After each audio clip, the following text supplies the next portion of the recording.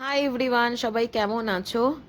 এই চারিদিকটা হচ্ছে গিয়ে দুপুর 1:30 নাগাদ সময়কার ছবি আর কি, যাকে বলে।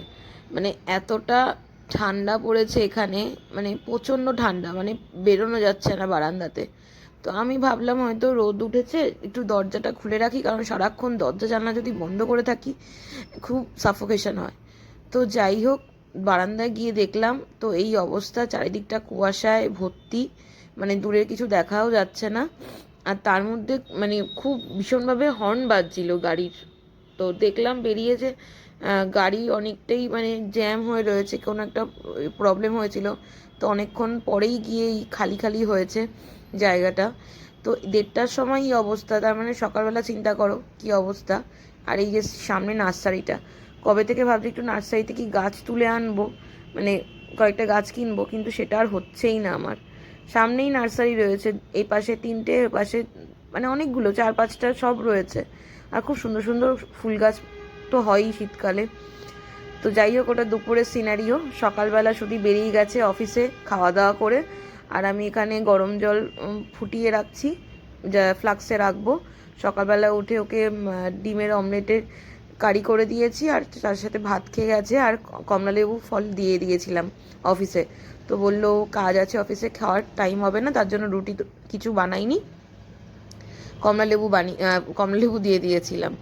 আর এখানে হচ্ছে ফ্লাক্সে জল ভরে নিয়েছি। আর আমি সকালবেলা রুটি কিছু বানাইনি, হরলিক্স আর 2টো বিস্কিট খেয়ে নিয়েছি, কারণ এই ঠান্ডায় গরম জিনিসটাই খেতে ভালো লাগে। গরম গরম স্যুপ বা হরলিক্স এসবই সকালবেলা খেয়ে থাকি আমি। তো হরলিক্স নিয়ে বসে পড়েছি। আর লাঞ্চ তো রেডি করাই আছে, তো ভাতই খেয়ে নেবো। সুদীপ রিসেন্টলি খুব রাগারাগি করছে, আর আমিও বুঝতে পারছি যে খুব উইক হয়ে গেছি এই ডালিয়া খেতে খেতে। তো যাই হোক, ভাত কড়াই আছে, সব কিছুই রেডি আছে, করে নেব। তারপরে যথারীতি লাঞ্চ হয়ে গেছে, তারপরে একটু ফলের রস খাবো বলে এইটুকু গ্লাসে ফলের রসের জন্য আমাকে কত হ্যাঙ্গামা করতে হলো। পুরো চারিদিকে ছড়িয়ে গিয়ে মিক্সি থেকে বেরিয়ে, আর আমারই ভুল, ছোট মিক্সির বাটিটাতে 2টো কমলালেবু দিয়েছিলাম, তাতে হবে না। আবার একটু জলও দিয়েছিলাম যাতে তাড়াতাড়ি হয়ে যায় জিনিসটা, কিন্তু সেই দেখো, সমস্তটা ক্লিন করেছি, সমস্ত পেপার দিয়ে পুরো সেলোটেপ দিয়ে পুরো ওটা সিকিওর করে দিয়েছি, যাতে ওখানে ওই র্যাকটাতে গেলে আর অসুবিধা না হয়।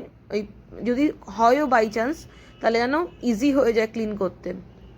সমস্ত দেওয়ালে ছিটে গিয়ে একাকার কাণ্ড। আর এই সমস্ত জারগুলোকে ক্লিন করলাম, কৌটোগুলোকে পরিষ্কার করলাম, আমি রেখে দিয়েছি, পরে একটু গোছাবো। এত জল ঘেটেছি না ঠান্ডার মধ্যে, আর ভালো লাগছে না, হাত পা পুরো ব্যথা হয়ে গেছে ঠান্ডায়। আর ঠান্ডার মধ্যে এইসব জল ঘাটা আমার বিরক্তিকরই লাগে। আর এই যে দেখো, পুরো টাম্বুল হয়ে রয়েছে এক র্যাক, পুরো এই সমস্ত কিছু টপ টু বটম আমাকে ধুতে হয়েছে। তারপরে যথারীতি সুদীপের সাথে হোয়াটসঅ্যাপে কথা হলো, মিটিংয়ে ব্যস্ত ছিল বলে কল রিসিভ করতে পারিনি। তো বললো যে তার আস্তে আস্তে দেরি হয়ে যাবে, 9:30টায় ঘরে ঢুকেছে, অনেক কিছু ব্যাপার ছিল অফিসে। তো রাতে রান্নাটা করতে হবে, তো পরের দিনে রান্নাটাও করব। তো কাশ্মীরি আলুর দম বানাচ্ছি, কাশ্মীরি আলুর দম, বড় বড় আলুই রেখেছি গোটা গোটা। আর এই পেস্টের মধ্যে কাজু বাদাম, আদা, টমেটো, কাঁচা লঙ্কা, আর একটু সামান্য রসুন, না বলতে না নয়, 2-4টে রসুনের দানা যে হয় সেইগুলো দিয়ে তেলের মধ্যে একটুখানি করে নিচ্ছি, ফ্রাই করে নিচ্ছি। আর ধনে গুঁড়ো, কাশ্মীরি লঙ্কার গুঁড়ো, গরম মশলা গুঁড়ো, হলুদ গুঁড়ো দিয়ে নেড়ে নিচ্ছি।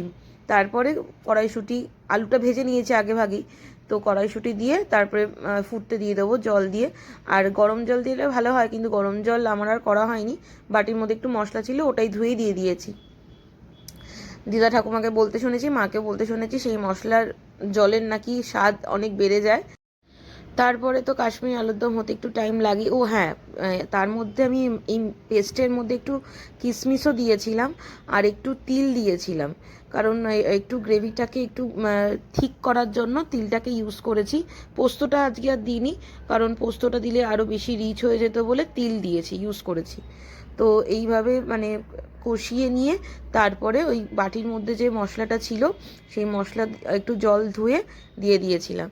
তারপরে তো যেরকম মানে আলু সিদ্ধ করাই ছিল, তার মধ্যে আবার ভাজা হয়েছে প্রেসারে। প্রথমে আলু সিদ্ধ করে নিয়েছিলাম, কারণ এই আলু ভাজতে ভাজতে হয়তো বাইরেটা ভাজা হয়ে যাবে কিন্তু ভেতরে সিদ্ধ হবে না, তার জন্য ফার্স্টে আলু সিদ্ধ করে নিয়েছি, তারপরে আবার ভেজে নিয়ে তারপরে আবার তো কষিয়ে জল দিয়ে ফুটতেই দেবো। তো অটোমেটিক্যালি সিদ্ধ হয়ে গেছে, তার মধ্যে আমি চেক করেছিলাম। আর কিছু না কিছু গন্ডগোল হবেই, হঠাৎ করে দেখলাম কিছুটা গ্রেভি উপচে পড়লো, তো সেটা আবার আমি গ্যাসে রান্না করতে করতেই অনেক সময় গ্যাস পরিষ্কার করে নিই, তাতে ইজি হয়ে যায়, তাতে মানে নোংরাগুলো জমে থাকে না। তো যাই হোক, হয়ে গেছে মোটামুটি। তো এটা কালকে সকালে, পরের দিন সকালের জন্য আর রাতে খাবারের জন্য করেছি। আর একটা বেগুন ছিল অনেক দিন ধরে, তো ভাবছিলাম হয়তো নষ্টই হয়ে গেছে, দেখলাম না নষ্ট হয়নি, ভেতর থেকে তো ভালোই ছিল।